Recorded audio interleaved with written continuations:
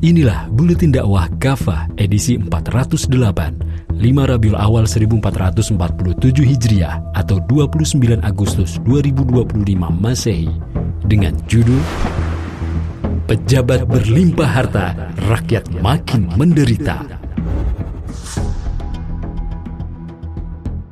Kabar kenaikan gaji dan tunjangan anggota DPR di tengah rakyat yang makin susah sontak menuai kontroversi dan kritik tajam dari berbagai kalangan.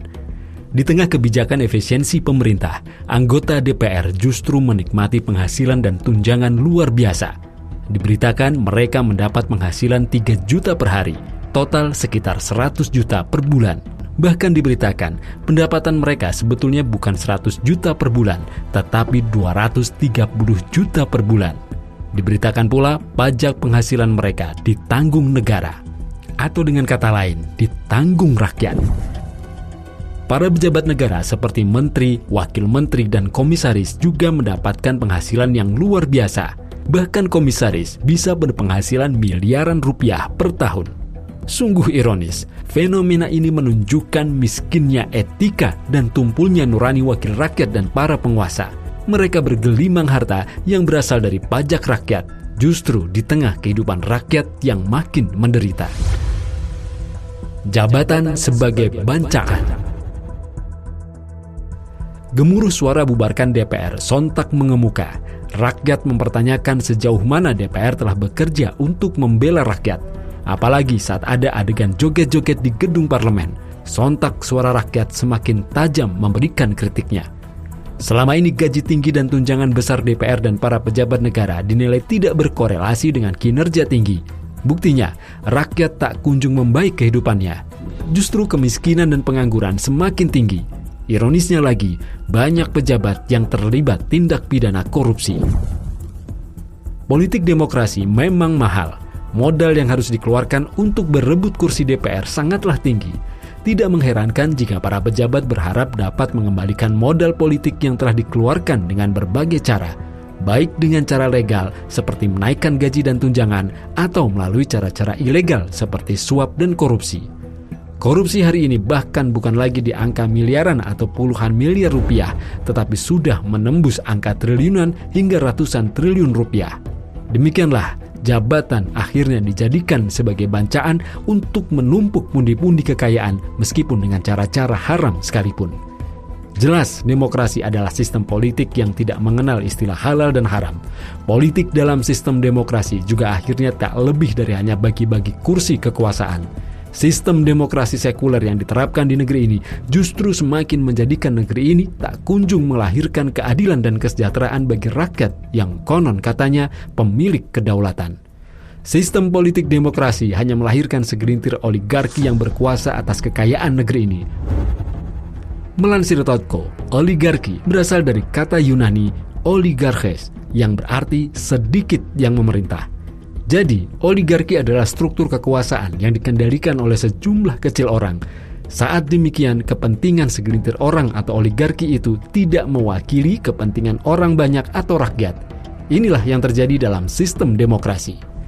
Karena itu, sistem demokrasi menjadi sebab utama carut-marutnya negeri ini. Dalam sistem demokrasi, rakyat hanya dibutuhkan suaranya saat pemilu. Namun setelah mereka berhasil menjadi anggota dewan atau menjadi pejabat, rakyat justru sering ditinggal dalam kesendirian mengadu nasibnya. Mereka sibuk berebut proyek untuk menumpuk-numpuk kekayaannya. Mereka bangga memamerkan harta kekayaannya di tengah penderitaan rakyat. Mereka bergaya hidup mewah di tengah hidup rakyat yang semakin susah. Sebab kehancuran suatu negeri.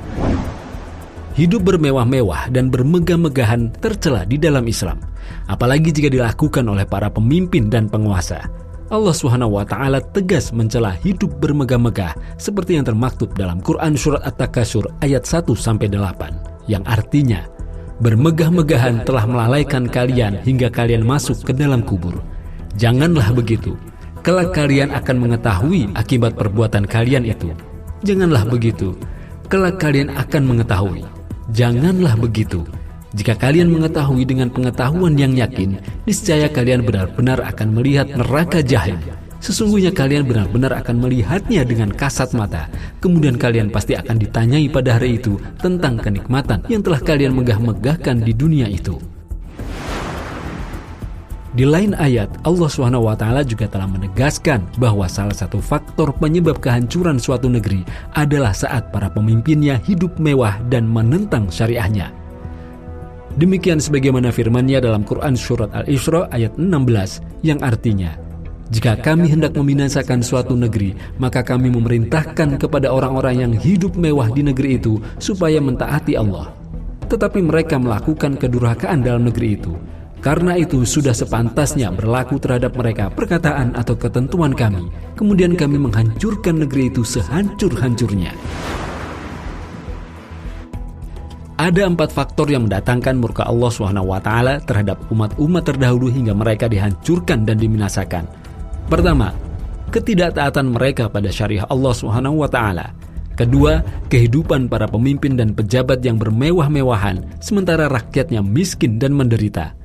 Ketiga, terjadi berbagai bentuk kezaliman penguasa kepada rakyat. Keempat, adanya pengingkaran atas kebenaran Islam yang didakwahkan oleh para utusan Allah dengan cara memusuhi dan menghina para utusannya. Adapun saat ini, penyimpangan terhadap hukum-hukum Allah SWT mewujud dalam penerapan sistem kapitalisme demokrasi sekuler yang materialistik.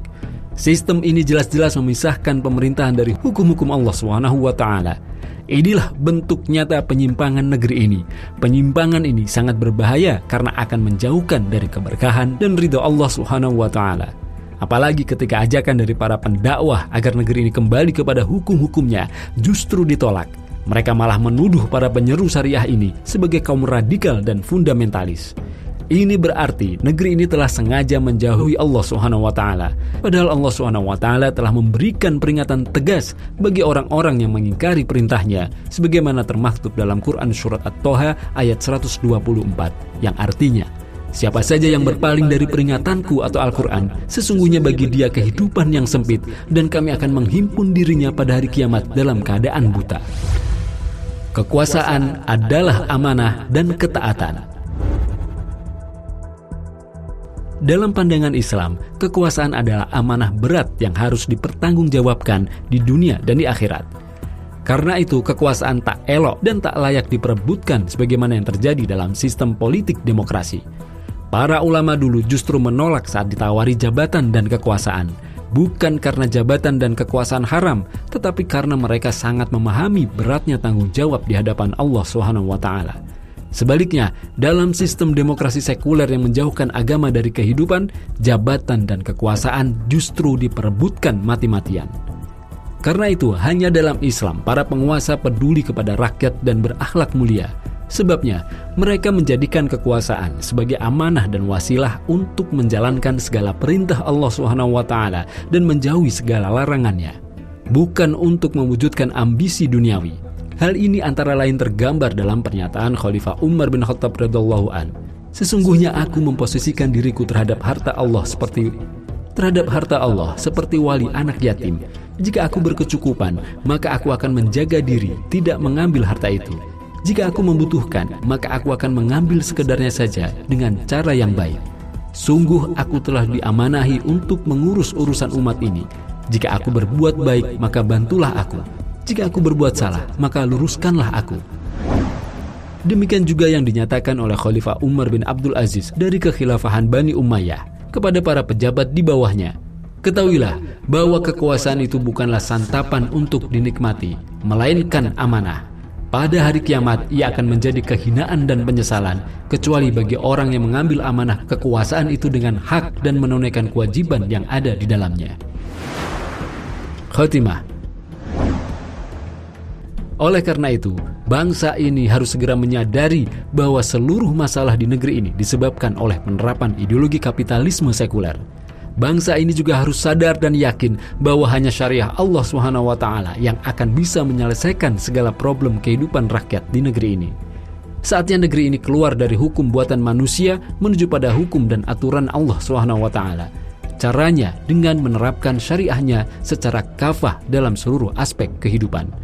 Demikian sebagaimana yang Allah Subhanahu wa taala perintahkan dalam Quran surat Al-Baqarah ayat 208 yang artinya, "Hai orang-orang yang beriman, masuklah kalian ke dalam Islam secara keseluruhan dan janganlah kalian mengikuti langkah-langkah setan. Sesungguhnya setan itu musuh yang nyata bagi kalian." Penerapan Islam secara kafah tentu hanya mungkin bisa diwujudkan dalam institusi pemerintahan Islam, yakni khilafah ala minhajin nubuwah. Wallahu a'lam bishawab.